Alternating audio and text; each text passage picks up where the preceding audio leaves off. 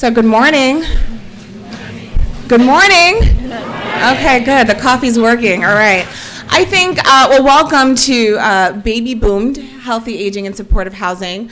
I think we're going to maybe take advantage of the fact that you guys are early and on time to start a couple minutes early. Does that work for folks? Okay, great. Awesome. So we have more time for questions. So for the folks who don't know me, my name is Pascale Leone. I'm the Associate Director with CSH, the Corporation for Supportive Housing. And I'm so excited to be here with my esteemed colleagues, who I'll introduce in a second. But I would love to get a sense of who's in the room today. So just by a show of hands, are any of the folks here service providers? Okay, good, majority of you. Developers? Okay, there we go. Property management, housing management folks? Okay, great. Government? Okay, great. Oh, great. Other? Okay. Consortium, anyone? Anyone? Just yell out some of the others so we know who's in the room. Program director. Okay, great. Architects, yes. Any others? Foundations? Okay. Well, thank you so much. But and for the folks who are supportive housing providers, if you could just raise your hand for 1 second. Keep them up if you're noticing that 30 to 40% or 30 or more percent of your residents are over the age of 50. Okay, I think only one hand went down. Okay, so we're in the right room, right? So I'm gonna introduce my esteemed colleagues. I'll start on the far left. Courtney Christenson is the program manager at CSH, who focuses on building the capacity of the supportive housing and healthcare industries to address the health and housing needs of aging and medically complex individuals. To Courtney's right is Mark Jennings, who is credited for the really snazzy title, is the deputy director at Project Find and works as an adjunct professor in the School of Social Work at Nyack College. Prior to Project Find, he worked at Community Access, where he served as the director of housing, managing more than 800 units of supportive and transitional housing. Mr. Jennings holds a Master of Divinity from Harvard Divinity School, an MSW from Silberman School of Social Work at Hunter College, and he's also part of the CSH New York City Advisory Board. And to his right is Dr. Mira Batra, who in the last hour, 3 people already told me that they're coming to the session just for her. And she is an internal medicine physician of the community medicine program at the Family Health Centers at NYU Langone. Dr. Batra is a graduate of Mount Sinai School of Medicine and completed a residency in internal medicine primary care at St. Vincent's Hospital in 2002. She joined St. Vincent's Department of Community Medicine, now part of NYU at Langone, Brooklyn Families Health Center, and has worked in homeless shelters, SROs, substance abuse programs across New York City. So a hand for our panelists here. So the way we'll have our discussion today, and there's some seats in the front, so please, feel free to come in, don't be shy. I'm gonna hit you with a bunch of stats and data that folks already know, thinking about national demographic shifts, things more locally germane to New York City. And then what do we talk about enhanced services and supportive housing? What does that look like in some of the key concepts? And then Courtney will talk about kind of how CSH has been responding to the needs that has been articulated by a lot of you in this room, our aging academy that has been developed with a lot of you guys in this room, and how we're responding to some of the gaps in terms of training and capacity building there. And then Mark will follow, and he'll share his experience in the aging academy and how he was able to operationalize some of the things that he took away from the Aging Academy, as well as his many years doing this work in supportive and transitional housing. And then we'll hear from Dr. Batra, who I think adds a really invaluable perspective as a clinician, and her vantage point from running a clinic on the 8th floor of Project Find, and the role and impact of community and social medicine. And so we'll have plenty of time for your Q&A. If folks have any burning questions in between presenters, feel free to ask them. We have a mic here, but I know folks feel free to raise your hand, but we could pass the mic to you if you need it. So folks who may not know, CSH has really been astutely focused on the housing and service needs of older adults who wish to age in place for as long as possible. And mostly our work has been about building capacity, knowledge, through a lot of venues, presentations, trainings, consultations, and also we are a lender, and so in the development around quality supportive housing that is also accessible. And so our focus really has been on kind of three populations when we talk about older adults. Those over the age of 50, and I'll explain that in a minute, why 50, who are either at risk or experiencing homelessness. Those who are inappropriately institutionalized, whether it be a nursing home or those coming out of settings like jails or prisons, that could live in community with the right level of supports. And lastly, those who are aging in place in supportive housing and desire to do so for as long as possible. And we know that supportive housing is really an ideal solution for these vulnerable older adults because of our adaptable housing model and really flexible comprehensive services where we're able to kind of modulate, whether it be dial-up services when folks are have acute needs, or dial them back when they're in periods of stability. And so we know that a lot of researchers are talking about supportive housing as an ideal solution for avoiding premature placement in places like nursing home. So I like this chart here. Folks might have seen it before. But what we're witnessing here, it's from the U.S. Census Bureau, and it's looking at those 50 and older between 1990 and the year 2040. And so what we're witnessing is a decline in birth rate, but also an increase in lifespan. And so this is really driven by, as the title would give it away, the baby boomer generation, those who were born between 1945 and 1965. But not in addition to them, the generations before them, also known as the silent generation, the greatest generation, who are also living longer. And what's really interesting to look at is like the darkest orange there is the year 2030. That is when the baby boomer generation, all living baby boomers, will be over the age of 65. Nationally, 65 and older individuals will be 20% of the population, and that's the same here in New York City. 1 in 5 will be over their age of 65. And then in 2033, actually, for the first time in this nation's history, those who are 65 and older will actually outnumber those who are 18 and younger. Exactly, that's good, right? Someone mentioned that. And so it's great that we are living longer for the most part, but there is that subset of older adults who are living longer, getting poorer with deteriorating health outcomes. And so that's kind of folks we want to focus on. And we know across the board that seniors tend to be the most housing cost burden. So paying more than 30% of your income towards housing cost is considered housing burden, and more than 50% is considered severely housing burden. So this chart here looks at those who are 50 and up, looking at United States writ large, and also looking at New York, the housing burden of older adults. And so today, more than 1/3 of older adults pay our housing burden. And we know that late life poverty really carries significant health challenges. Older adults with fixed income really rely mostly on Social Security. I think in New York City, 83% of older adults rely on Social Security as their main source of income. But the challenge here is that we have huge disparities, particularly for African Americans, Hispanics, and women who've had a lifelong of underemployment, unemployment, and discrimination, so they're not recouping much when they get to 65 in terms of Social Security, right? So what we consider affordable housing is really out of reach for these individuals. And we know that, unfortunately, housing is not an entitlement. It doesn't matter that if you meet the eligibility criteria, we know that only 1 in 4 individuals who is eligible for a housing voucher actually gets one. So, we have limited resources, but we have a growing population who needs those resources. And I like this chart here because, so naturally as the adult population is aging in the United States, so is the homeless population. And I like this visual in that you could see the baby boomer generation for the past 30 years has consistently made up 1/3 of the homeless population, and they'll continue to do so for the next 2 decades. It's estimated that the homeless population of those 50 and over is expected to double from 44,000 to 95,000 by year 2050. So that's what we're looking at here.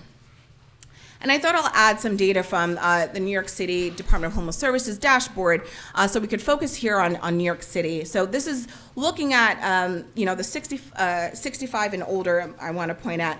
while it's a really small portion of those who touch the homeless system, they're the fastest growing. So I circled in red here where you see 16% growth for the 65 and older in New York City shelter system between fiscal year 19 and fiscal year 18. I think the previous year was actually a 14% increase. And so while, again, they are a very small population, they're the fastest growing. And I think what's important to look at here is the 30 to 44 and 45 to 64 to think about how are folks aging in the system, right? And where can we intervene and to address their housing and medical needs before they become really costly and their health deteriorates at rapid rates.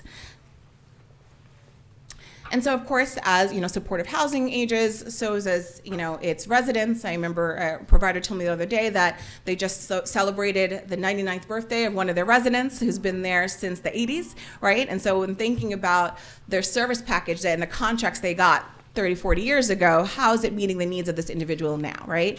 And so that's the kind of things that we want to focus on and making sure that these contracts are flexible and they graduate with individuals as they age in place. Age and community.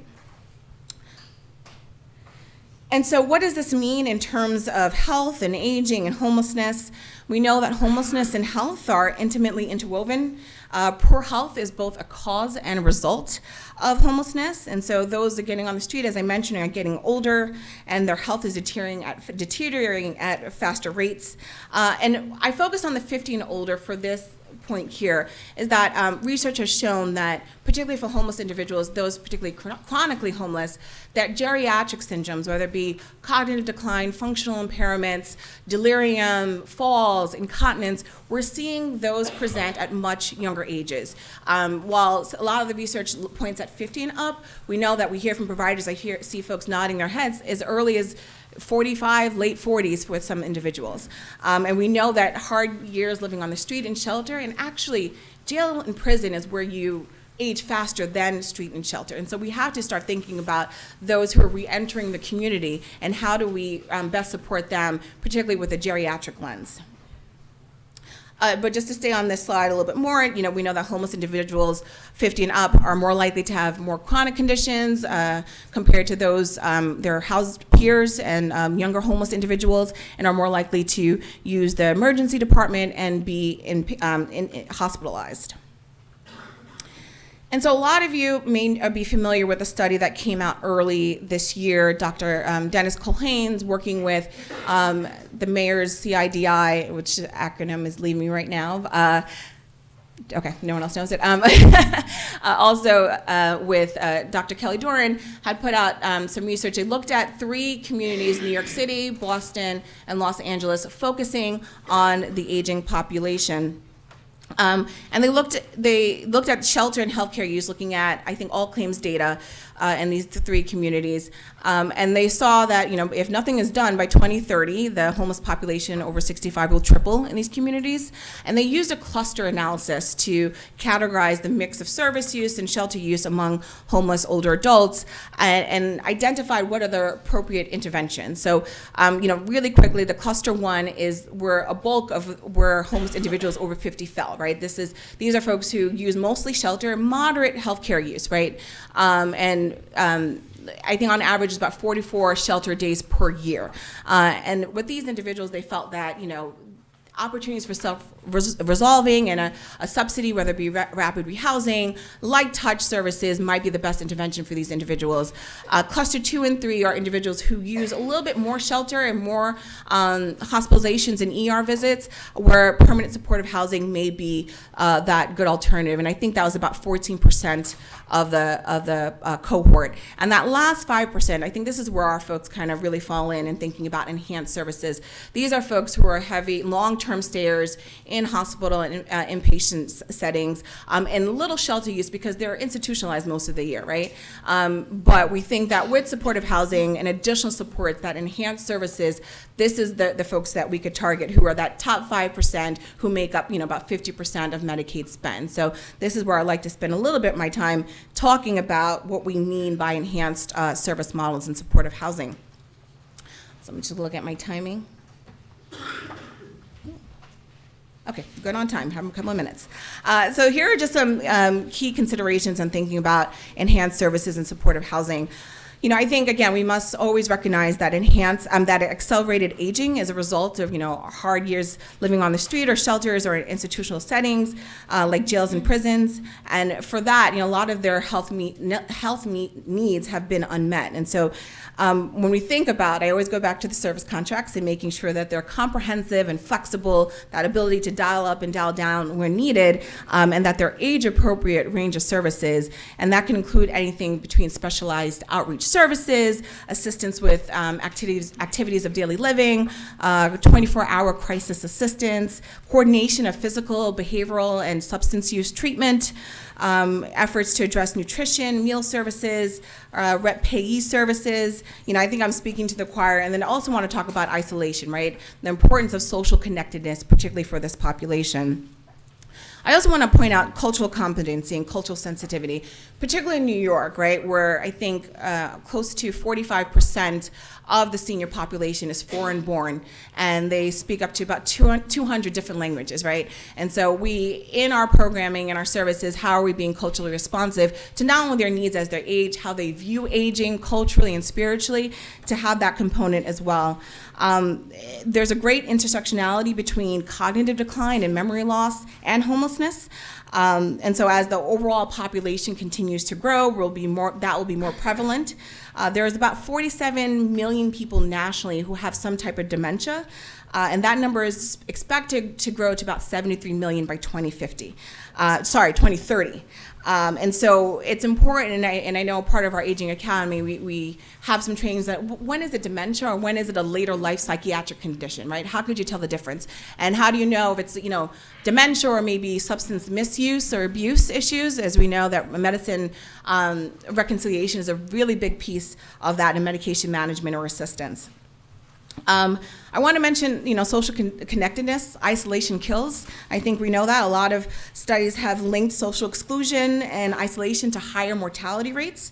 And so really robust social programs are needed to decrease isolation and malnutrition for older adults, and wellness and access to senior centers. That's why those partnerships with DFTA and local communities are so important.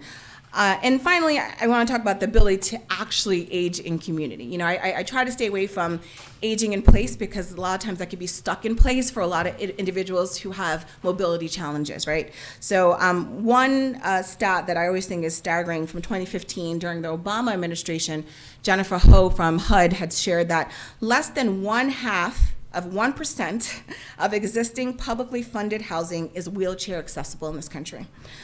5% is livable for someone who has mobility impairments, and only 40% is modifiable. So most Americans are living in existing housing stock that can no longer meet their needs. So I think that's important for us to consider.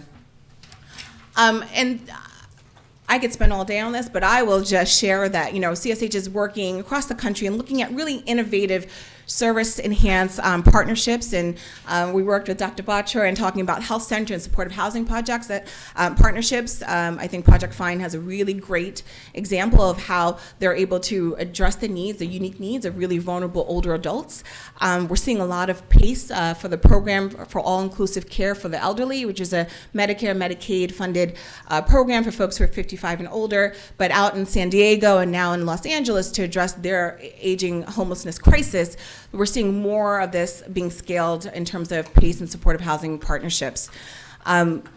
Service-enriched models, I see Wishfish here, I see Project Finds here and Breaking Ground. A lot of folks have enhanced service programs that definitely can, connect to these providers. Rebecca Heller's here and others who could talk a little bit more about that. And then we're seeing a lot of innovations in Medicaid and Medicare. For those who are following the Money Follows a Person demonstration, which is, I think, sunsetting, but it's a demonstration that's started in the Obama administration, where it's taking folks from institutional living into community with the right level of long-term supports and services. But what some states have done, namely New Jersey, I'm not sure if New Jersey's here. Okay. Woohoo, right. But what they smartly did was use the Medicaid savings from their Money Follows the Person and reinvested $6.6 million to develop supportive housing and affordable housing for seniors. So we'd love to see how other states could be as creative here. I also want to just touch on the fact that we should really have a strengths-based approach to healthy aging, right? Words matter. Older adults who are, should be, they're invaluable resources to our community. No matter where they are in life, how old they are, they're still able to live really fulfilling lives and satisfying lives and able to celebrate accomplishments, to reunite with family members, work and volunteer in the community. And so it's really the responsibility of providers really to honor and celebrate the strength and resiliency of these individuals who've overcome so much in their lives, right, to be here. And so how do we honor that and hold space for that? And then lastly, I feel that we can't have the conversation about age and health without talking about race and the impact of mass incarceration. African Americans, for example, represent only 13% of the general population, but account for 40% of people experiencing homelessness. In the New York City Culhane study that I showed the slide of, for the 50 and older population, 55% of them, for single adults, were African American.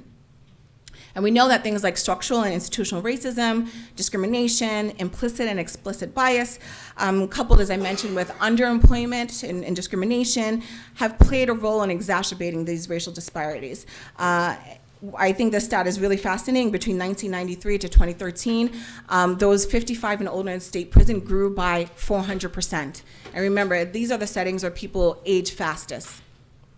And so, we have to take into account the disproportionate impact of mass incarceration. And so, as it's great to think about these decriminalization efforts, but how are we thinking about reentry from a geriatric perspective? I wanted to share this one stat that showed that for every year in prison, the odds of death increased by 15.6% for parolees, which is equivalent to a 2-year decrease in life expectancy for each additional year. So there are higher mortality rates connected for folks who are staying in prison longer, and the prison population is aging. And so now I'm going to turn it over to Courtney, who is going to take it actually from her chair due to a foot injury. And so thank you so much for your time.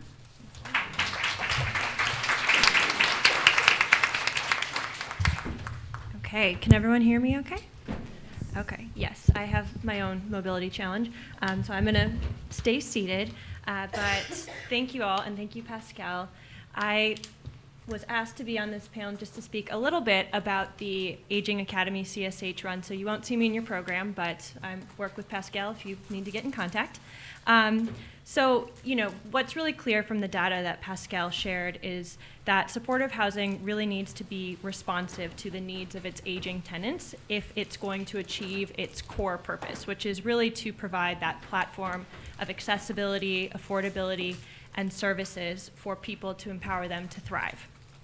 So as people age, of course, their needs change, and their housing and services must be adaptable to change with them. So to that end, over the past few years, CSH has really ramped up its intentional work in this space. And one of the first things that we did, and this was led by Pascale a little bit before I got here, but we've also got people in this room who are part of this process. We listened to our colleagues, to our providers, and conducted a learning collaborative. And then in 2017, we launched the Healthy Aging Academy that you heard Pascale discuss. So in these kind of listening sessions, we heard from providers that folks really wanted knowledge and resources to better understand some of these age-related issues that they were seeing with increasing frequency. And you guys probably know this so well, but from dementia to isolation to falls, navigating Medicare, Social Security, and of course, navigating really difficult end-of-life decisions. So, slide here. The Aging Academy is supposed to be responsive to this. It's a series of half-day trainings. Do we have any alumni in the room? Anybody been in the Aging Academy? Okay, got a couple. Great, hello. And we bring in, we have about 20 to 25 individuals from supportive housing, some affordable housing, some government folks who run programs for aging folks, and we bring in experts. We might actually have some trainers in here too. I think I saw Deidre back there. Hi, Deidre. And we have sessions that are targeted on these key topics to discuss best practices, to offer people tools, and to then have some discussion and some conferencing to think through how we can really implement the lessons learned back at the organization. So we employ a train-the-trainer model, and why we do this is so that the folks who are coming to the training, and we would like to have it be the same person for the entire series, can really start thinking through what it means to create a culture of aging, or to apply this kind of aging lens to supportive housing more generally. So instead of just creating like a new subset of supportive housing for seniors or for folks who are aging, we really want to think about how all supportive housing can be designed, both in terms of the physical design and the services available and the staff trainings to allow people to age. And we want to think about this kind of culture of aging. So we hope that folks, by using this train-the-trainer model, can bring what they learned back and apply it to their programming, any new buildings they might be working on, any new programming, services, etc. Okay. So our past academies, that first academy I mentioned in 2017, we had a lot of great feedback from our participants, and so we ran another round of the academy last summer. And overall, in New York City, we have trained about 50 participants, reaching 34 different organizations.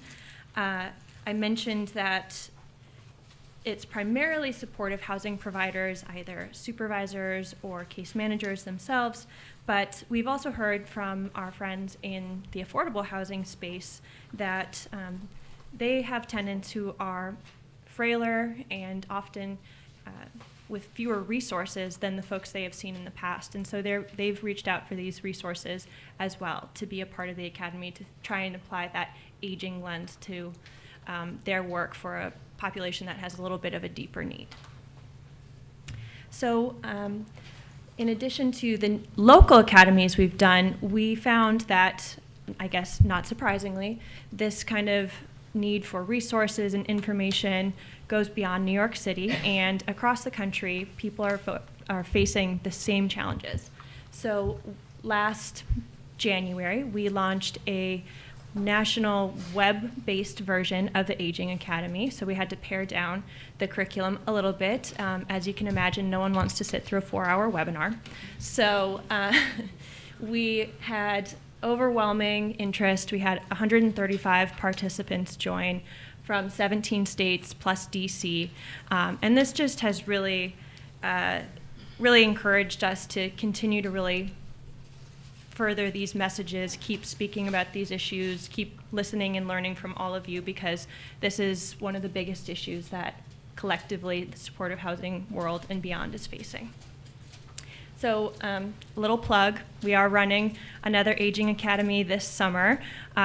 We hope that through Train the Trainer and this kind of culture shift, we won't be running these forever, but we do feel that there is still a need. So if you are interested, anyone from your organization is interested, registration closes tomorrow, but you can write your email address on your evaluation, and please do fill out your evaluation. That does help us to define our training agenda, and I'd be happy to send you more information about the registration process. It's pretty quick.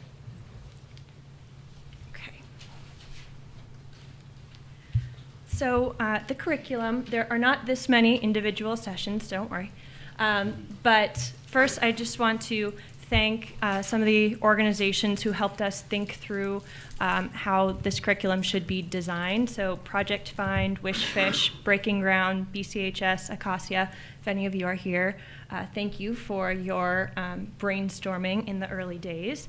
And I also want to, while I'm thanking people, shout out Samuel's Foundation and AARP, who have provided the funding for us to do this work. So our curriculum has evolved a little bit over time, and we do tweak it every time we run it.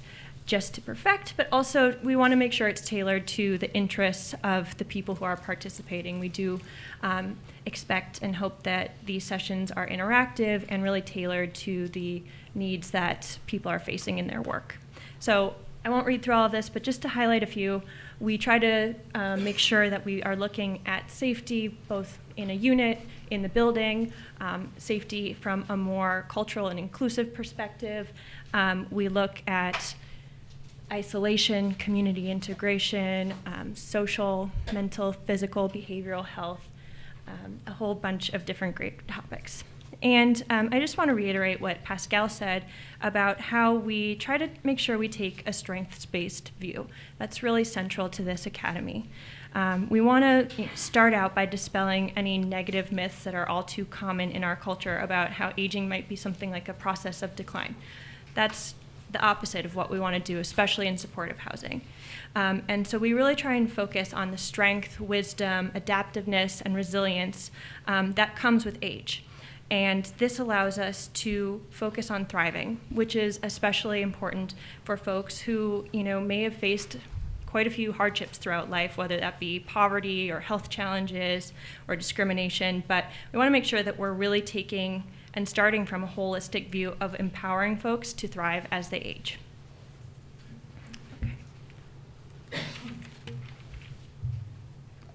Okay, I'm going to speed it up here.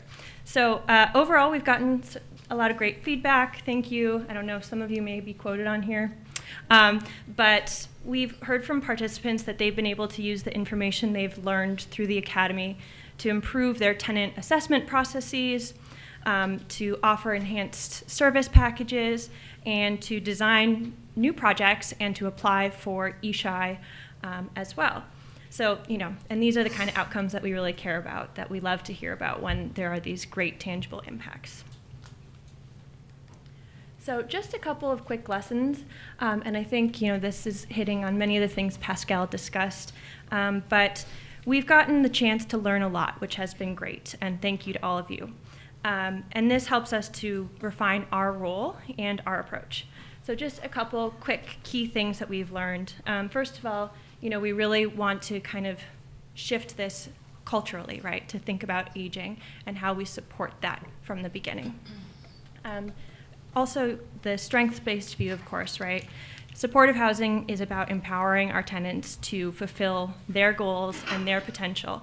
And that's no different for aging tenants than it is for folks who are a little bit younger. So we want to make sure that we start there. Third, we definitely see that there's a real need for collaboration. I'm sure you guys have all experienced this in your work, but there are so many resources, so many passionate organizations and advocacy efforts focused on seniors or on housing and homelessness. So we really want to bring those different sectors and sectors beyond just those two together to really join hands and combine our efforts and our power. So the last thing is that we do really need to have an increased focus on diversity. New York City especially incredibly diverse, and this is so important to how people thrive. But also in terms of health and racial disparities within the aging population, both for those who are new to supportive housing and those who've lived in supportive housing for decades. Many folks have faced various forms of discrimination, and that may have impacted their economic or housing opportunities, as Pascale mentioned, or it may have left folks without a lot of trust in the systems that are meant to assist and protect them. So we want to make sure that in our academy and in our work more generally, we are really taking the time to think through these issues and listen on these issues to make sure that we're addressing them if we really want to take this very positive view of age and create and empower people throughout their entire lives. So that's that.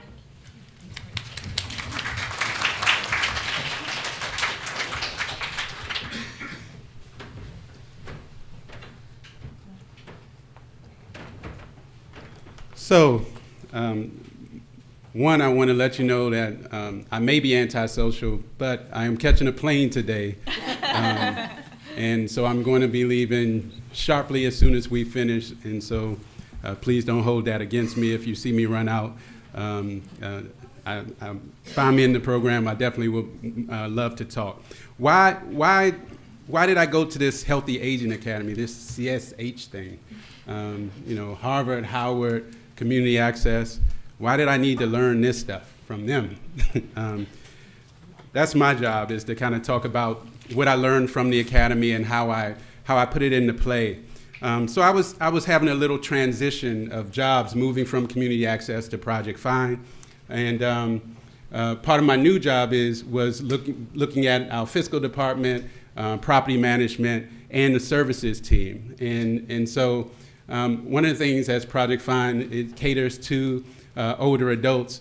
I was saying I probably should take this academy to maybe learn something so I won't look like an idiot in my first couple of days. So that's what I did. In the first 90 days of the job, I really did read this book, and kind of looked at just some of the things, went around the organization, and I was listening for change. And so this program was actually part of my helping me with my assessment in the organization. And so obviously I was looking at what are some of the service gaps, who are the staff, who are our funders, what are the goals, all the typical kind of things that you look at coming into a new job, and really listening and assessing and hearing and seeing where we are. And so the Healthy Aging Academy helped me with that. When I filtered some of that first 90 days through the Healthy Aging Academy, I saw some things. So it made me think about more about grief and loss. And so I noticed at our Woodstock location, which Dr. Batra will talk about in a bit, more, that we did have a little bit of programming once or twice a year for people who passed away. And I noticed that at other sites we didn't have that. And so how could we expand that in the agency? I noticed that we didn't have peers in the agency at all. It wasn't necessarily utilized, and so again, the academy sort of helped me to really think through some of those things. The integrative healthcare. We have Dr. Batra, we have Janie in medical, and we have SPOP and other kind of healthcare. And so I was beginning to think about my own healthcare and how, when Boston Road Medical Center opened, and it was like this first place that I could send tenants where they could go and get their internal medicine and dentistry and psychiatric and everything all in one-stop shopping. And so that whole model of integrated healthcare that was happening, and I was thinking to myself, well, we have all of these kind of various things. How can we kind of make that work for ourselves as well and build that integrated healthcare model inside of our housing programs? I'm thinking again about community partnerships, because how do we pay for all of these things that are that we want, and that's a big question. And so there are other things, use of volunteers. So under fiscal, thinking about, and I think in the Essential Drucker, he talks about volunteers and being able to use volunteers as a way to help your workforce. And so I began to think about, how do we, Project Find uses volunteers greatly. And so, but how can we expand some of that? And so these are just some of the thoughts that were kind of just bouncing in my head as I was sitting in those sessions and coming back to my desk and thinking, how can I use this knowledge? Because I never want to go somewhere and not implement somehow. I want to take that knowledge and make it work. So practice. We're talking about practice. Fair housing. I want to give a shout out to Supportive Housing Network, because one of the things that I think both organizations really helped me with was, I started with, in supportive housing, many times when we're referring from DHS, we get those 3 referrals for that 1 unit, and we do our best to pick the best out of the 3. And many times in a managerial role, we're fighting the line staff to not just pick the easiest person that you think is going to be easiest for yourself. And that model doesn't necessarily coincide with the other models of fair housing with our HUD funding and everything else. And so this is another thing that thinking about accommodations and other sort of things, not asking questions about mental health that we might ask in those DHS interviews because that's important for us. And so being able from a property standpoint and from a service side, even as we're working together to uphold this fair housing standards, but also uphold what we need and what we want from a service side. And so that was one of the areas that I began working on as well for helping folks to kind of get in the door.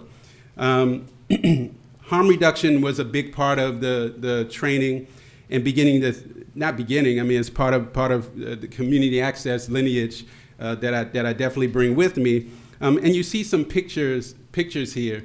So you see Narcan training. So our Janian PPOH, as most people know it, psychiatrist, Dr. Kellner put on a Narcan training. And I put that there because sometimes we don't treat adults as adults.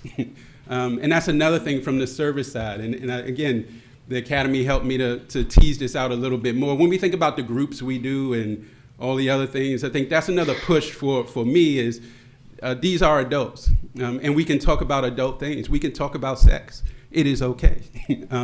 And a lot of times we don't do that because we might not be comfortable talking about or doing those things. And we don't see adults sometimes as using drugs. I remember talking to a person who said, I use crack because I have sex better when I'm on crack.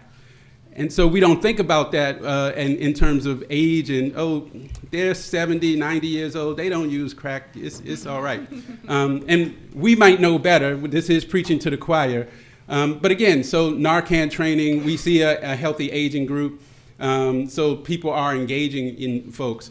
On the far side, you see, this is actually a picture of my oldest children and my grandfather, who's in a nursing home right now. And he had a fall, and he was living in the house by himself, and I would go visit him. He's in D.C., and I would say, he would say he likes to drive, and he bought a brand new car. He's about to turn 90 this year. He bought a brand new car, a Lincoln. He's proud of it. And so he can't drive anymore, and he can't go back to his home anymore and live in his beautiful house, and he's in this nursing home, and he can't really move his legs and these other things. And so, again, this is thinking me, even in my personal life, well, how can I get him back in? And what is it that we can do in terms of accommodations to make sure that he's able to get back into the home? And what can I do to make sure that, he's sitting in this bed, even in the nursing home, as we go to visit people? And we engage outside of the housing. What can I do to make that experience better? I mean, we rolled him outside. He hadn't had any sun in a long time. Those sort of things. But I put that there just to say that this is, personal for many of us. And if we think through it, through our personal experiences, we would have more empathy for the individuals that are in our housing. It's not just work that we come into on the crowded subway and plop into our offices and have lunch and then leave at the end of the day. Again, with harm reduction, these two pictures in the middle, especially thinking from the property side, you see these bags on the person's feet, these Staples bags. So I got a call from one of the property managers saying, well, this tenant just won't let me into the apartment. And I'm trying to get this inspection done. And I said, all right, well, I'll go with you. And so what I found is that the tenant requires that you have a identification. We work here, they know that, but we need an identification with a picture. It's like TSA, you need ID. And so I said, well, just provide the ID. And so when we provide the ID, she likes to take pictures of the ID. So I said, well, maybe we can not take pictures, but you can take a picture of us instead of taking a picture of people's personal information. She relented, but you can't get in without ID. Doesn't matter who you are. And when you come in, she has these bags at the door and says, you can't just take your shoes off. You need to put these bags on. And you can't bring your own bags. You have to use my bags. And so this was frustrating, right? For, our property managers aren't always trained in some of the ways that the social workers may be. And so it's like, I got to put bags on my feet. I got to show my ID. And I got to do all of this stuff. And it's like, yes, sure. And it's okay. And so we went in and we put back, and only one person can come in. So I'm standing outside because I couldn't go in. And so we got bags on and we got everything together and we got the inspection, right?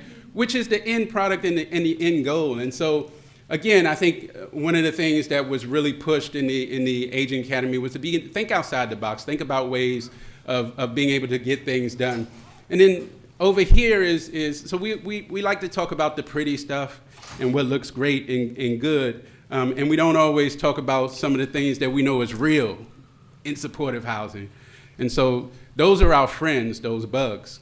And so, which are real in supportive housing. And it troubles me because part of it is cost.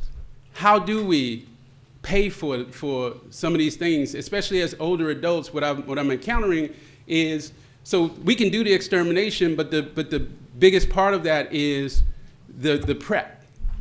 And I can't bend down, and I can't pick up things, and I can't get things together. And so those are things that I'm beginning to think about a little bit more. So now that's a cost, and I haven't resolved that issue.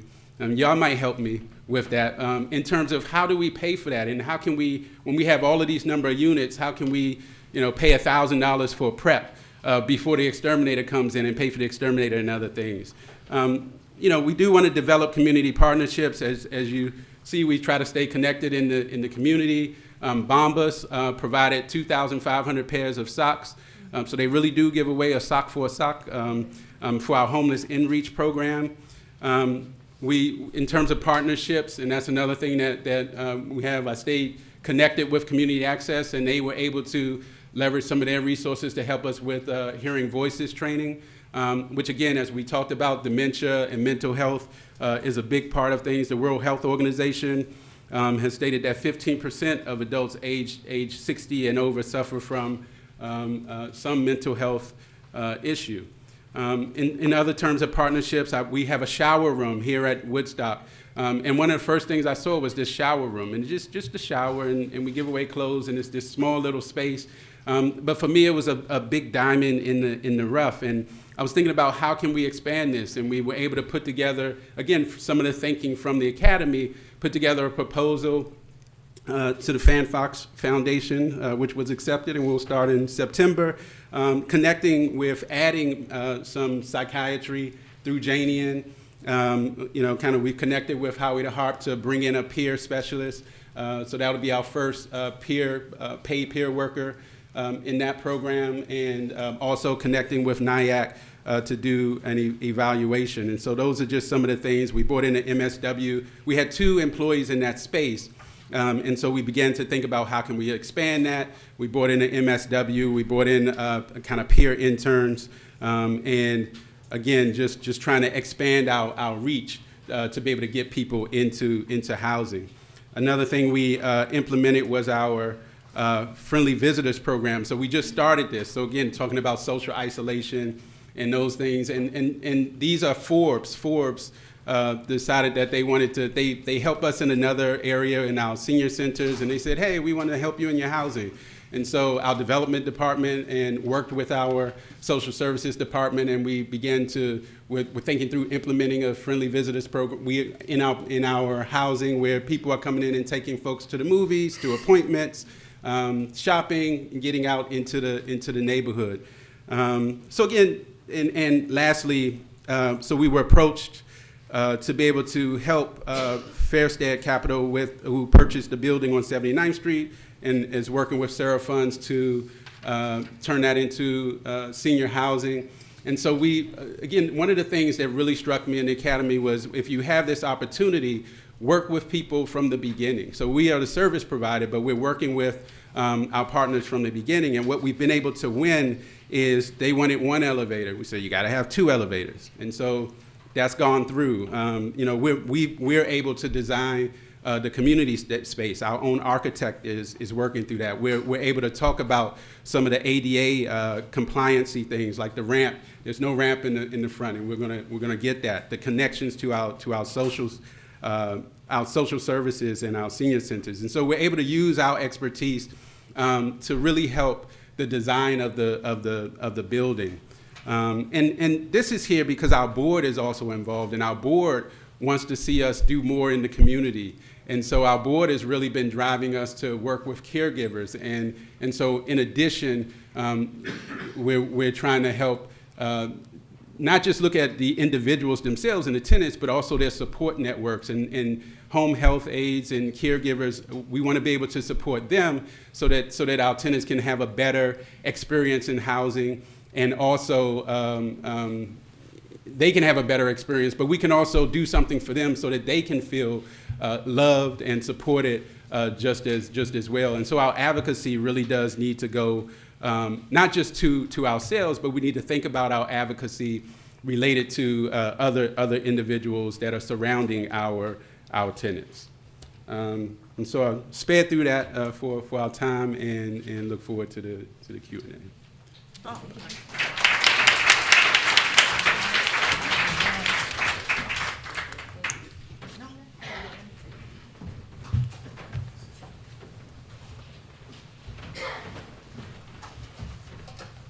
Thank you so much, Mark. And thank you to Shinny CSH Project Mind for inviting me. How's the sound back there? Okay? Yeah? All right. So the first slide is, I'm Dr. Mira Batra from NYU Langone. I see a lot of familiar faces, and it's a great honor to be here and speak to you. I feel like I'm preaching to the choir, actually.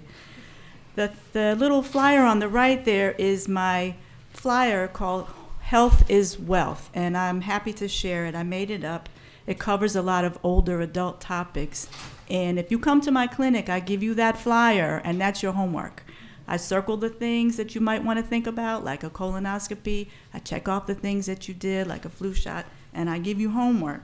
So I'm kind of, work with the patients, but I also have certain kind of expectation that we're going to keep working together. And that works, and especially for a shy person that doesn't really, they're not that upfront. You give them a little something to take, and they just want to come in for 1 minute and run away. Okay, at least they've got the flyer.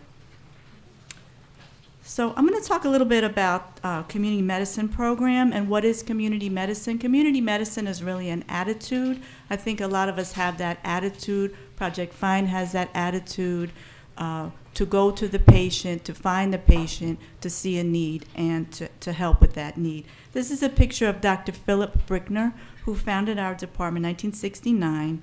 And he is really, I always call him the OG. He's the original. He invented everything there is: healthcare for the homeless, home visits, community medicine in New York City. He was a great observer. He would observe a need and think about what to do. I put a little link there. I encourage you to read about him, because he's the one who hired me, trained me, taught me everything I do right now is exactly following his principles.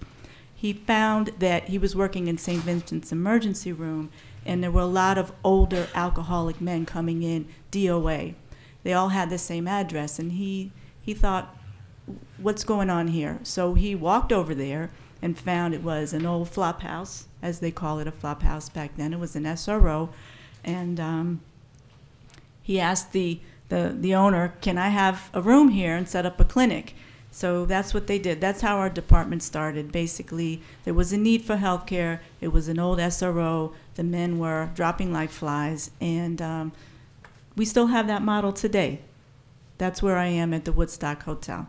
And so basically, Dr. Brickner trained us. We had a residency program. We provide primary care for homeless, house calls. I'm sitting in my same desk since 2002. I'm actually aging in place at the Woodstock. Okay, this year I can apply to move in there. I never thought I would be old, quote unquote, but I provide a lot of stability there. And this picture shows Dr. Brickner on a home visit. I do the same old thing. He's in Chinatown trying to help someone who had a stroke maintain independence. And you can see it's a team, nurse, social worker, and physician. We really try to provide the highest quality. You know, we treat our patients like family. We give them the care we would want for our own family and meet them where they are in life. And if you look closely, Dr. Brickner is holding that patient's hand. That always chokes me up. So I have that picture right behind my desk. So our program is a community medicine program. We provide primary care, everything. We have a varied staff. Our funding is city, state, federal grants, contracts from the sites, and we bill insurance, Medicaid and Medicare. I bill like a private physician would bill. So there's a certain amount of technical things I have to know when I write my chart note. I'm really running actual medical office there, but we do also have outside funding for those who don't have insurance. It's a federally qualified health center, the largest in New York State. We're part of the former Lutheran hospital. The clinic has been there since 1981 at Woodstock. We began under the St. Vincent's Hospital with Dr. Brickner. And we see everyone regardless of ability to pay. Very important. So here's the Woodstock up in the old hotel. That's from the title of a book by Joseph Mitchell. And he was a writer for The New Yorker, and he wrote about all these wild characters living in the hotels in New York City. Where the building is built in 1903. It's been operating since 1975. Project Find took over as part of a pilot program in, I think it was 1967. So we've been growing together, Project Find and our team. It's a single room occupancy. There are 275 adults living there, 55 and older, extremely low income, formerly homeless. Most are formerly homeless. Some are community referrals from before. And we have a couple of people who've been there since before Project Find arrived. And so they actually were just regular old SRO tenants. It uses a housing stability model to pair the service providers, case managers to ensure retaining housing and independence. So basically, the caseworkers are on site. They're funded by DHS. And if you live at the Woodstock, generally you are asked to see or contact your caseworker once a month.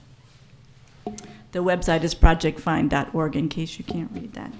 So I always say Woodstock is a home. It's everyone's home. It's not just an SRO. It's not an institution. It's a home. It's where you live. It's your place. And I feel that I'm a guest there. I try to be very respectful to Project Find, to my patients. We collaborate very well, hand in glove. I love working with Project Find. And I was looking back on my career, and I said, we've had blackouts, blizzards, heat waves, flu epidemics, and even New Year's Eve. Every year, New Year's Eve is a lot of drama. We're right there on 43rd Street. The age demographics speak for themselves. People are aging in place, as we say. My oldest patient is 93, and I just went with her on Monday to her doctor's appointment, and we really had a great time. It was really nice. Some of the 55-year-olds really are physically and mentally, emotionally more like a 75 we would expect, and some of the 80-year-olds are out there playing racquetball. So you can't really predict. But we all have the same goal to prevent disability, dependence, and keep people in their homes. They worked hard to get those homes. As far as racially, the balance again reflects the homeless and the marginalized of our city.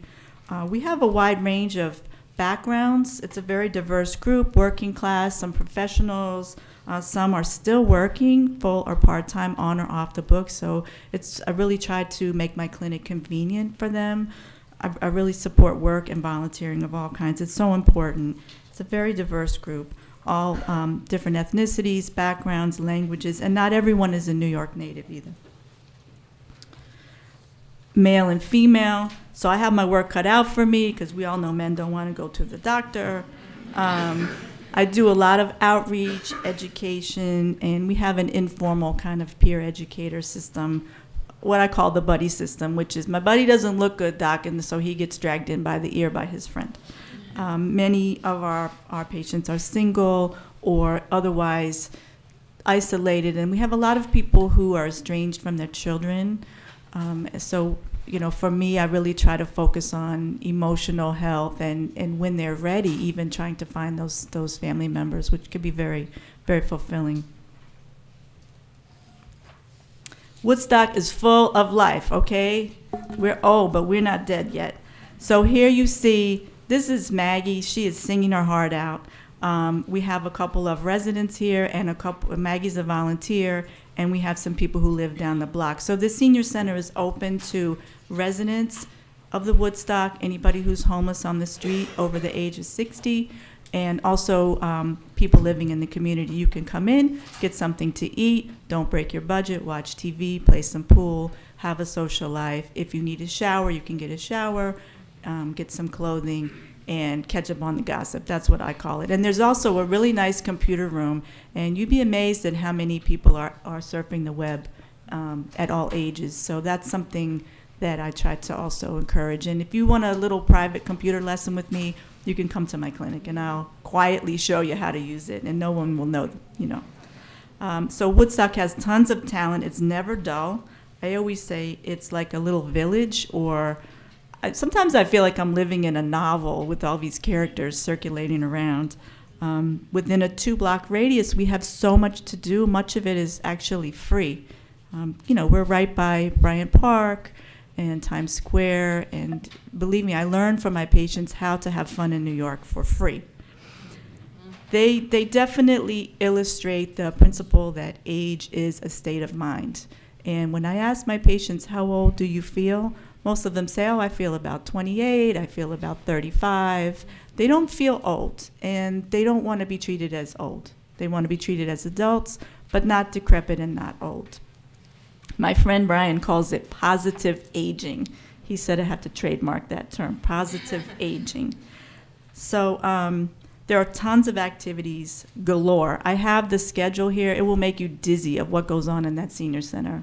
From A to Z, acting to Zumba, and a lot of free services, legal clinics. They have fantastic parties, computer classes, and even a sewing class. I was dumbfounded. I walked in, and there was one of the most dignified, older, ultra macho residents was sewing a pot holder with a big smile on his face. So you never know. You just never know. You never know. Here's my clinic, 1019. So if you live in an SRO, you're known by your room number, not by your name. So I'm 1019. I would say that 1019, she never has a boring day. No 2 days are the same. We have a tremendous variety of, as an internist, it's always a challenge. I see everything under the sun, and my students have a great time. They love it there. I'm always learning. I'm always stretching my knowledge, because especially with someone who's formerly homeless, they have a lot of unaddressed medical conditions, and so sometimes a person will come in with a very unusual type of illness that's gone undetected for many years. So it's definitely not boring there, and I'm really honored to be entrusted with their care, and I really try to keep them at the Woodstock and healthy as long as possible. So I learned that this is called an ambulatory ICU model, and it feels like an ICU sometimes. This little office began as a simple health station with a nurse. So we really didn't do that much, but over the years we've expanded. So here's my office. There's no computer on the desk, but now I have a computer, and I'm hooked up to NYU Hospital through their computer medical chart. So if I EMS a patient and they actually go to NYU, within half an hour, the vital signs from that emergency room visit will be available to me on my computer. So, I don't love the computer, but I love that. I can tell what's going on with my patients. I can communicate to NYU, and it's helped a lot with the more complicated situation. Someone has to go get a heart valve replaced. I can talk to the surgeon through the computer and say, look, this patient needs this kind of treatment, and it's very helpful. I'm there 3 days a week. I have a front desk person and a wonderful medical assistant, and we've had different staff models over the years, still based on Dr. Brickner's idea of social worker, nurse, and physician, although we have nurse practitioners. It's a very flexible model. We've also had social worker, therapist, substance abuse counselor. It's a regular clinic. I do everything, blood work, EKGs, pap tests, vaccines. I actually have a little pharmacy myself, a little tiny one. I can do medication boxes. I have a lot of patients who don't want a home attendant and don't want a visiting nurse, but they'll bring me their pills and I'll do the box. So Monday through Saturday or Monday through Sunday box. And we also have navigators to take people to appointments. This is very important. Colonoscopy or going to see the eye doctor for the first time, we have navigators available as a part of our program. We meet once a month. I meet with the staff at Project Find, and pretty much every week I meet with a visiting nurse. I have a wonderful visiting nurse who kind of specializes in the Woodstock, and she is my right-hand woman, and we just do everything together.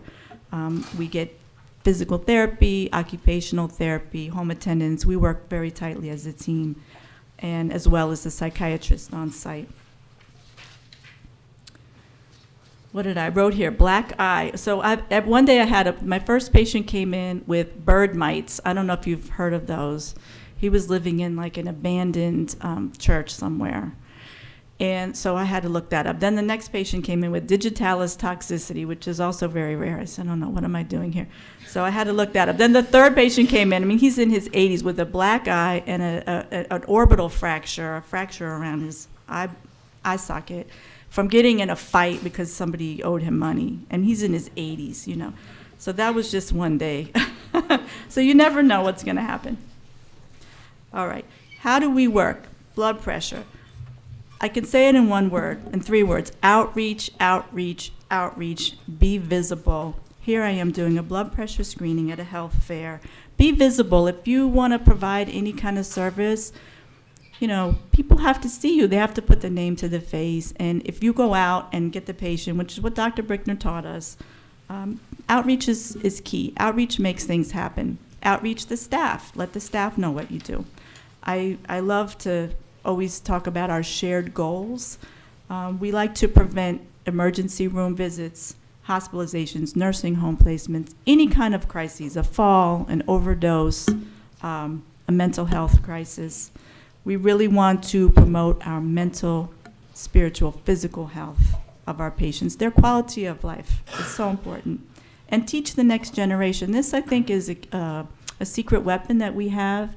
I have students and residents, and bringing the next generation in is very important, and our patients love it. They get to talk to someone about their worldly wisdom and see that it's not just me who cares. There are other people coming down the pipeline when I retire who will continue this work. And we really try to stick together. We want to prevent homelessness, evictions, always strengthen our programs, always grow. Project Find is so creative at constantly seeing a little problem and trying to figure out how to solve it. So, for example, someone not bathing. You know, Mark had brought up a rent abatement, and I said, wow, you pay me $10, I will take a bath. And what a great idea. And word gets around. Word gets around. So, again, I try to really be very low commitment with my patients, frequent contact, informal settings, keep the door open. And the other thing I say is we all work together. Everyone in the building is your eyes and ears, whether it's the home attendant, and those home attendants are like gold. The building manager, property manager, peers, maintenance staff, very important. They tell me sometimes somebody doesn't look well. Pharmacists, front desk in the lobby. Many times on a Saturday or Sunday I've called and said, George, I'm worried about this patient. I got an abnormal lab result. Have you seen them? Oh yeah, they're walking around fine. Please tell them to come in Monday. Okay, no problem, doc. So it's very important that we all have our eyes and ears working. So the next is my famous iceberg. Okay, this iceberg is actually based on a patient from CUCS Women's Shelter. The top got a little cut off, but the top says, I need my asthma pump. Okay, here's your asthma pump. Goodbye, my work is done as a doctor. No. Underneath, and we all know this about our patients, is so much going on. And the older someone is, the more there is under the iceberg. We're not going to find it all out on the first visit, but it's very important to keep that in mind, even if we just meet someone on the street. Every single person is unique, and there's so much for us to know about each other. So my patients tell me a little bit at a time, and I try to be a sensitive Sherlock Holmes, as I call it. But there's no substitute for knowing your patient, knowing what's under that iceberg. that's the way to help an older person especially and make it stick. So here, the tip of the iceberg, Mr. G at the Woodstock Hotel. This is a patient I'm just going to talk briefly about. I wrote a little case report on him, and the link is there for that if you want the full story. But I was going to call this unhealthy aging because there was just there was a great quantity of beer and cigarettes involved with this patient, so this is actually unhealthy aging. But it's a harm reduction model, and Mr. G was an old school SRO resident who was aging within his setting. So patient number 1, Mr. G, his nickname was the King because he was the king of the racetrack. He was referred by his case manager for weakness, cataracts, and failure to thrive, losing weight, not looking good, not really eating, staying in his room. And he really had no significant medical history, but he was a widower and had lost his son many years ago and kind of went into seclusion after that. He lived on his pension, and he was successful at the track, so he paid his rent that way too. She asked me to take a look at him. He had come for a flu shot, but he really didn't come more than that to clinic. So when I saw him, he was very resistant. He didn't want anything done, but he knew he wanted to get his cataracts repaired. So we engaged him around that. As I saw him, I got to know him. He was very thin, very malnourished, and really not feeling well, short of breath. He was a heavy smoker. But eventually he divulged to us that he had gone to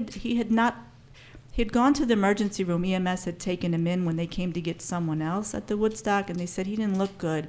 They did a chest x-ray, and he said, I have a mass on my lungs, a spot on my lungs, Doc, can you help me with that? So we started working on that and encouraging him. He hadn't been to the doctor in like 40 years to think about what could we do to work with this. Our great opportunity came. He had a bad fall. It was not good for him, but it was an occasion to get him admitted. So we admitted him to St. Vincent's Hospital at that time. We had a hospitalist for the homeless. This is the missing piece of the puzzle. My dream is that we would have that again. Dr. Rabner was our hospitalist. So I would call him and say, Mark, I have a patient. He fell.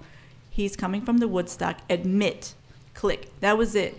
No fuss, no muss. Nobody's kicking him back out. And we successfully admitted many patients for workup.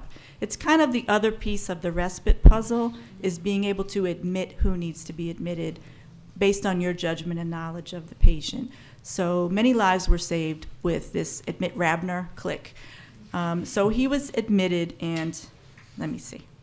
Actually, this is a typical room. I'm going to skip ahead. This is a typical room. What I call this bacheloritis. There's no decoration at all of any kind. This is a patient with an oxygen tank, and behind the little label here is a rollator, but it kind of shows you it's an SRO. They don't have a kitchen. They have their own bathroom, and they're looking at those four walls if they stay in all the time. Okay, so Mr. G lived like that, basically. What happened was, after we admitted him, it turns out that he did have a very large lung cancer sitting there. He was not in any pain. There was really no reason to treat anything. We just decided, all of us, to have a palliative approach. Put in Meals on Wheels, home attendant, and got him things he could use to get around in his room, like a walker, a new mattress. It was very nice, actually, working with him. We had multiple case conferences, many home visits, got him food, and his social worker was wonderful. He really began to trust her. He was one of those people that stayed in his room. Well, what happened was, at some point we started seeing there was a problem with his bank statements. And right around that time, the bank, one of the managers at the local bank, actually called Woodstock, which was above and beyond, and said, this patient's bank account is dropping dramatically. And it turned out that because the patient could not see, his friend, AKA 1205, was taking him to the bank and taking out 20s and giving him singles. So this caused a whole question about financial abuse, undue influence. I wrote a little bit of my paper about what is undue influence. That's somebody who's basically a frenemy. I don't know how else to put it. And was a little tricky because the patient did not want adult protective services, and we had to really walk a fine line as far as his autonomy, capacity, ability to consent to what he was doing with the friend. Because I think the friend was another guy that used to play the horses with him, and a known kind of predator in the building, actually. So friend, we had a very nice letter written, and when the friend got a copy of that letter, he took a powder, never saw him again. And the home attendant actually successfully scared the friend off a few times. And Mr. G was actually able to stay in his room until his last really week of life, when he became weak enough that he went to hospice at the former Cabrini. They had a very nice hospice unit. So he stayed in his room. We had a palliative approach. He continued to smoke and drink whatever he wanted to do, and felt safe and felt that he was directing his own fate. So we did remember him. Oh, thank you. We did remember him at our annual memorial service. Here is a little picture of the Homeless In Reach program at the Woodstock. We talked about that. We try to do the warm handoff. Someone wants to come and see me, they come and see me, but I like to meet them downstairs first to put the name to the face. Very low barrier. Every Tuesday I'm there doing blood pressure screenings. And I really try to encourage them to apply to Woodstock. I can do their PPD test, whatever they need. Okay, next patient, I'll be brief. Maslow's hierarchy. This patient is Maslow's hierarchy in the flesh. Everybody know what that is. You take care of the basics in life, and as you rise through the basics, going from being homeless on the street, you're able to really address other things in your life. This patient came from California. He lost all his ID. He was sleeping at the Port Authority, had nothing. And we engaged him at the outreach center, actually got him to apply to Woodstock and move in. So I think one nice thing about Project Find is that they really strive to address all these levels of a person's life. And many of our older clients have the things at the top as a strength. We talk about strengths. When you've lived a long time, that self-actualization is pretty good. So we try to work with that and mainstream them into health care. So he actually is now I'm going to skip this one. Project Find has their whole pathway to housing. It's a very, very nice model. And there's even the picture of a little man running the other way, because as we know, housing is not a one-way street. There's many stumbles on the way. So Mr. F successfully climbed his mountain. He moved to the drop-in. He worked on his ID papers, his legal status, his depression, his sobriety. He applied, he moved in. He's a wonderful tenant, and he's 66 years old now. He's going to the gym, going to church. He's got a knee replacement. We dealt with hepatitis. And now what I'm working with him on is the top of that peak is the meaning of life. So he's having a lot of existential questions now. Something's missing. I'm isolated. Should I get back in touch with my family? Really looking back on his life. So I see him very frequently. Really, we're their family in that clinic, and I try to keep a close watch on my patients, even though they appear to be stable. You never know. Here is Mo, moved into his new home. Again, supportive housing, and that took him 20 years to get there. He's in his 70s. We worked very intensively with him, and when he moved in, he said, now I've got my infrastructure. Knowledge is power. We communicate like crazy. I'm a control freak. I sign out every day with Project Find. Who did I see? We have forms for the emergency room, for EMS. We have flyers. We have things on the back of the door. If you get your mammogram, you get a great certificate. I like to get specialized referral forms in. I really try to be organized and give the patients also a copy of their records. Tips from the front trenches. I love this. Keep calm, accept Murphy's Law. Anticipate that things will go wrong. Need I say more? Every transition is potentially a treacherous moment in someone's life, so really try to coordinate. And I put some nice links there. Visit the patient. Outreach, outreach, outreach. Visit the patient. This is Maria in the ICU. Go to the patient. Know the patient. It's so important when the patient sees you in the hospital or the nursing home. And it's a win-win-win, win-win-win. Everybody wins. The residents, the house staff taking care, the patient, the hospital wins. The discharge is sooner. We save money. You as a professional win because you feel more committed, and you always learn something when you visit your patient. I tell my patients, if you go to the hospital, I promise I will visit you. And sometimes that's enough. I can't believe it, but that's enough. But it prevents problems, and it may take time out of your day, but it actually prevents a lot of problems down the road. Principles for our work, whether they're homeless or not. Address the chief complaint, or you will never see the patient again. Know your patient. Be available. Say yes. It's 4:59. Open the door. It might be a bouquet of flowers. You never know. Outreach. Meet the clients. Change can occur at any age. Keep an open mind. Go slow and respect that no. Educate, encourage. Apply tincture of time. That means they might come around. It might take 20 years. I got a mammogram on someone after 15 years, and I was very happy. Credit their losses and their strengths, their resilience. Be reliable, 100% trustworthy. Do not disappoint someone again after a lifetime of that. Always listen to your patient. Bless them. Breathe, listen, make that eye contact. Smile when they're talking to you. And remember, you can make a difference. Our mission, our shared mission for our human family is so important. And I say listening is love. Thank you for listening. Everyone, come and visit me. I'm going to work after this. I'm right on 43rd Street. Thank you.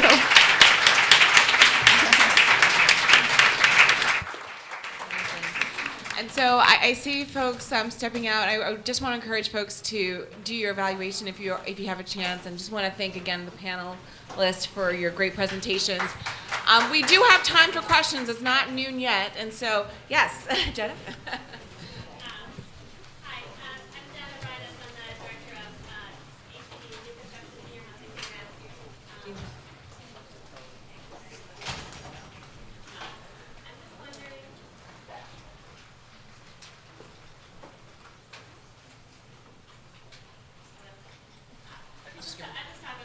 I'm just wondering for the folks that have projects that don't have an on-site clinic, what, and if you're looking into getting some sort of health involvement in your building, what are the most important things that, a health provider who maybe is only in your building for, 6 hours a week or something like that, what are the most important things that they should focus on in order to keep people housed and prevent unnecessary hospitalizations, nursing home visits?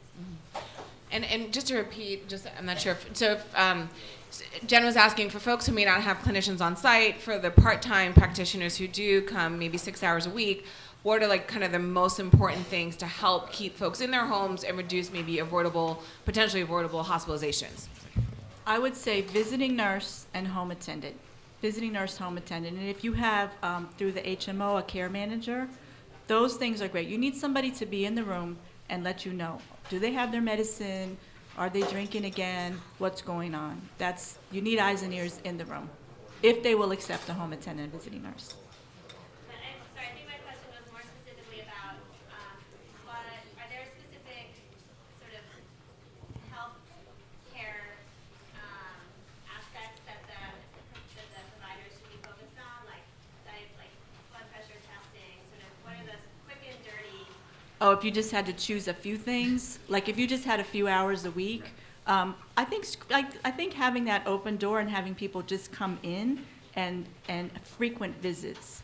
Frequency is key. If you can just pick the sickest people, have them come in a lot and get them kind of tucked away, then you can start working on the other people who maybe were on the back burner, like triage. Do you want anything, or anyone else? I know that's something we're also interested in, thinking about the dose response. Like, what are the things that if you do X, you get Y results, kind of thing. I think one big piece is medication management or assistance. We know that is critical, and things you mentioned in terms of hypertension, glycemic control, and all those things. But yeah, just to echo that, but that's some of the things that we've been hearing as well. Question here? Hi, my name is Emily. I work for Jonathan Rose Companies. I'm a social worker. So my question is, we recently won a contract with Fannie Mae to bring a telehealth program to one of our properties. And as part of that telehealth program, we're working on supportive services to kind of change behavior to promote health and wellness. So my question is primarily for Dr.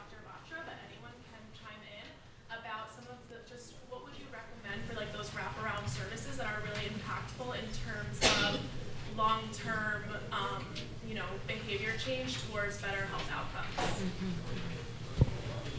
It's really, everyone's so individual.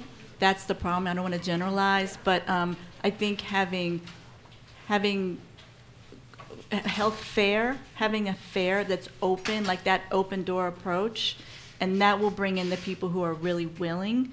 And then the other thing I would say is, as far as telehealth, certainly care coordination, trying to make sure you have all the outside records from someone else's primary. That's really important. We have a lot of fragmentation.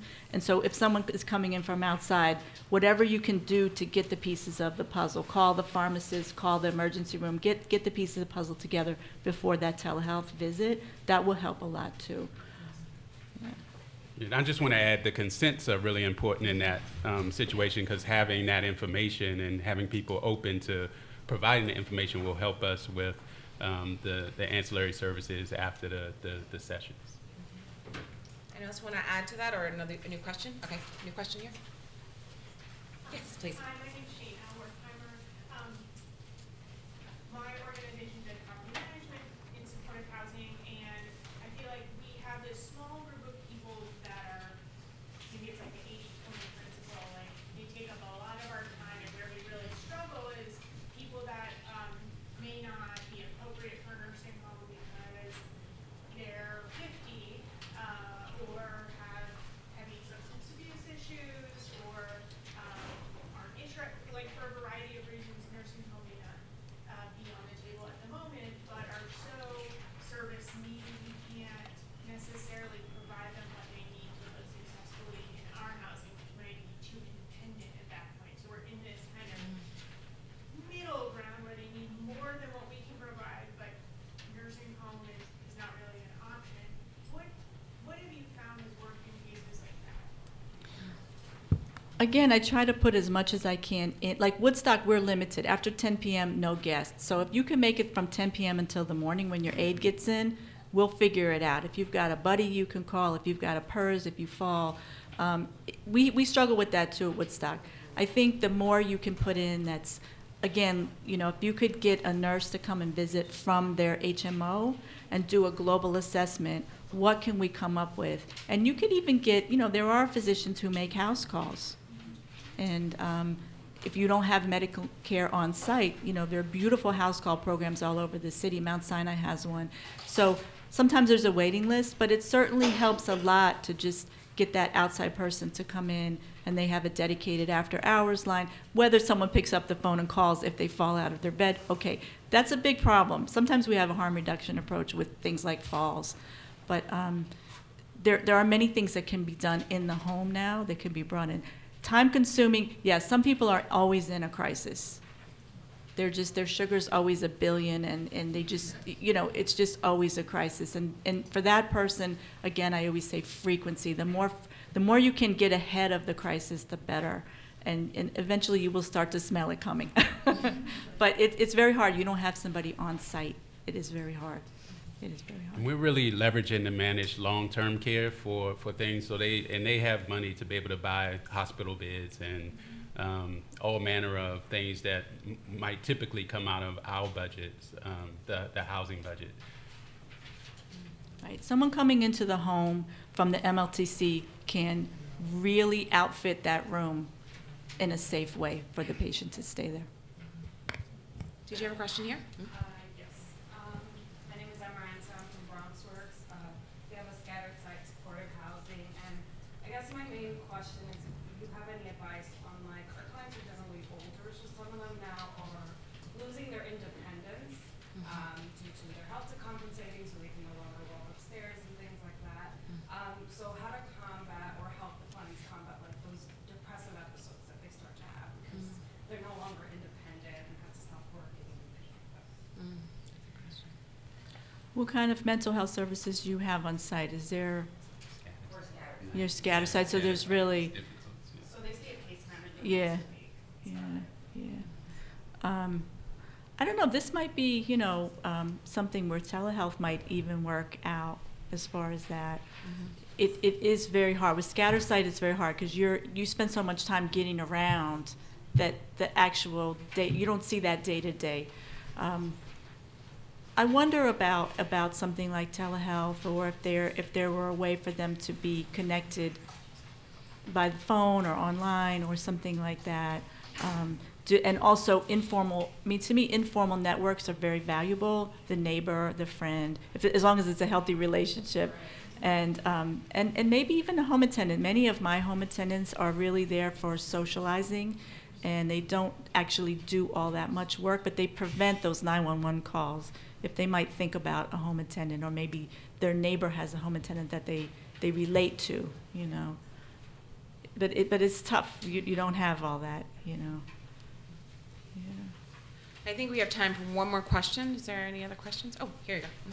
Just maybe suggestions of dealing with people who deal with cognitive decline, where they just don't cognitively understand how their health is being deteriorated because of the current situation, or they don't feel that they need to address the medical, and as much as you may escort and take and try to explain, they just can't understand it. Right.